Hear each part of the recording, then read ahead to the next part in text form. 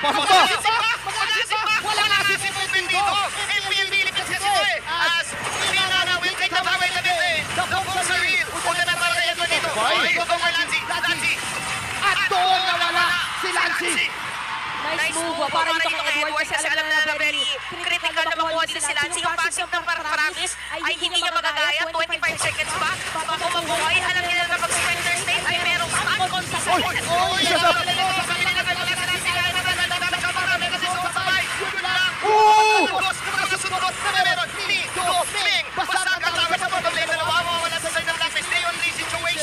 Napakasakit na!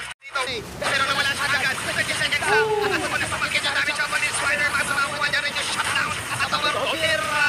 Galamit siya ako ng Milana. Ay sobrang confident na. Apat ang wala sa blacklist. 7.2K lead. At ang lead na lead ako. Maririsin niya na ang series. Magiging best of 3. 1-1 in favor of Milana. Napaka-intense. Napaka-intense ng reset ng Milana Evos from the Lawson game number 1. Ganito maghamulan sa unang araw ng best of 5 sa playoffs.